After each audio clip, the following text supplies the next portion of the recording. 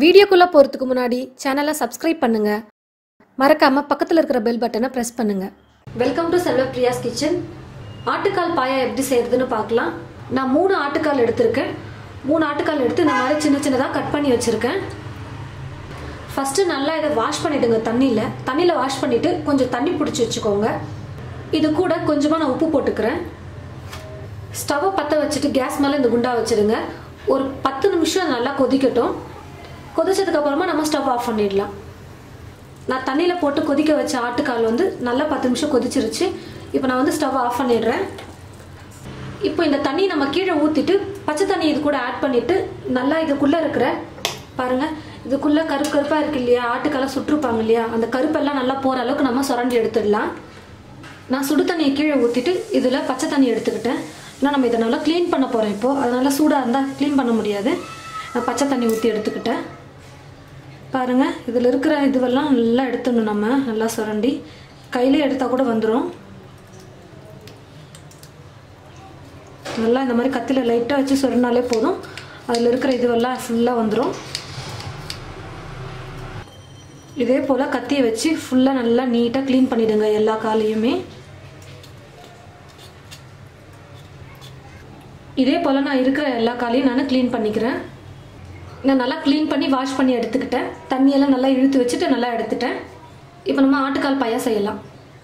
Stove மேலே ஒரு cooker வச்சுக்கிட்டேன். குக்கர் நல்லா சூடு ஏறினதும் ஒரு 5 ஸ்பூன் எண்ணெய் ஆட் பண்ணிக்கிறேன். எண்ணெய் நல்லா சூடு ஏறினதும் ஒரு சின்ன துண்டு பட்டை போட்டுக்கிறேன். 2 ஏலக்காய், 3 லவங்கப்பூ, ஒரு பிரியாணி இலை போட்டுக்கிறேன். நான் 3 வெங்காயம் எடுத்து நல்லா பொடியாக கட் பண்ணி வச்சுருக்கேன். அதையும் இப்போ எண்ணெயில் போட்டுடுறேன்.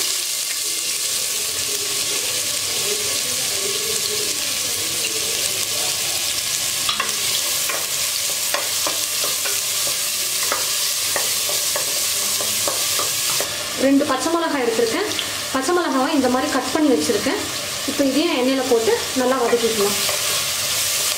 பாருங்கள், வெங்காயத்தை நான் நல்லா ப்ரௌனாக வர அளவுக்கு வதக்கிட்டேன். நல்லா ஒரு ஸ்பூன் நல்லா இஞ்சி பூண்டு பேஸ்ட் எடுத்திருக்கேன்.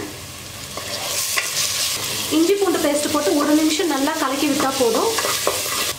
இஞ்சி பூண்டு பேஸ்ட்டும் நல்லா வதங்கிடுச்சு. நான் 2 தக்காளி எடுத்து நல்லா அரைச்சி எடுத்து வச்சுருக்கேன். இப்போ இந்த தக்காளி விழுதை போட்டுக்கிறேன். நான் போட்ட தக்காளி விழுதும் நல்லா வதங்கிடுச்சு. இப்போ நல்லா வாஷ் பண்ணி எடுத்து வச்சிருக்கிறேன் ஆட்டுக்காலை போட்டுடலாம். எண்ணெயிலே ஒரு 5 நிமிஷம் நல்லா வதக்கிக்கலாம்.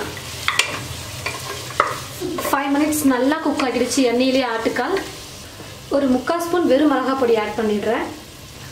1.5 ஸ்பூன் தனியாத்தூள், கரம் மசாலா ஒரு 1/2 ஸ்பூன் ஆட் பண்ணிக்கிறேன். ஒரு 1/4 ஸ்பூன் சீரகத்தூள், உப்பு தேவையான அளவுக்கு போட்டுக்கலாம். இப்போ எல்லாத்தையும் சேர்த்து நல்லா மிக்ஸ் பண்ணிடலாம்.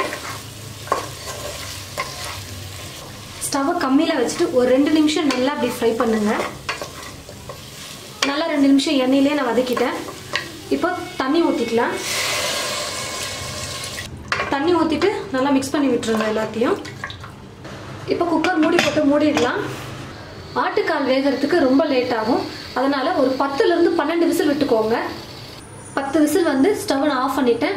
இப்போ வெயிட்டும் குறைஞ்சிருச்சு. இப்போ நம்ம விசில் எடுத்துட்டு குக்கர் மூடி ஓப்பன் பண்ணிக்கலாம். பாருங்க, எவ்வளோ சூப்பராக வந்திருக்கு. நல்லா ஆட்டுக்கால நல்லா வெந்திருக்கு. இப்போ ஸ்டவ்வை பற்ற வச்சுக்கலாம். நான் ஒரு 1/4 மூடி தேங்காவை மிக்சியில் போட்டு நல்லா அரைச்சி வெறும் பால் மட்டும் எடுத்து வச்சுருக்கேன். நான் ஃபுல்லாக தேங்காவே நான் அப்படியே ஊற்றல, நல்லா அரைச்சி அதுலேருந்து பால் மட்டும் தனியாக எடுத்துருக்கேன். இப்போ நம்ம குக்கரில் ஆட் பண்ணிடலாம். அதை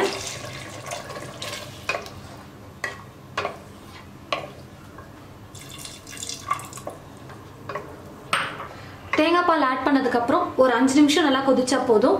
இப்போ ஒரு 5 நிமிஷம் நல்லா கொதிக்க வச்சுக்கிறேன். நான் ஒரு 5 நிமிஷம் நல்லா கொதிச்சிருச்சு. இப்போ நம்ம ஸ்டவ் ஆஃப் பண்ணிடலாம். நான் கொத்தமல்லி கொஞ்சம் பொடியாக கட் பண்ணி வச்சுருக்கேன். அது இது மேலே போட்டுடலாம். பாருங்க, ரொம்ப சூப்பராக ஆட்டுக்கால் பாயா ரெடி ஆயிடுச்சு. இந்த ஆட்டுக்கால் பாயாவை நம்ம இட்லி, தோசை, சப்பாத்தி, பூரி, பரோட்டா இந்த மாதிரி எல்லாத்துக்கும் கூட சாப்பிடலாம். ரொம்ப டேஸ்டியாகவும் ரொம்ப சூப்பராகவும் இருக்கும். நீங்களும் இது போல் உங்கள் வீட்டில் ட்ரை பண்ணி பாருங்கள். ட்ரை பண்ணி பார்த்துட்டு எப்படி இருக்குன்னு கமெண்ட் பாக்ஸில் கமெண்ட் பண்ணுங்கள். மற்றவங்களுக்கும் இந்த வீடியோவை ஷேர் பண்ணுங்கள். மறக்காம செல்வப்பிரியாஸ் கிச்சன் சேனலை சப்ஸ்கிரைப் பண்ணுங்க. தேங்க்யூ.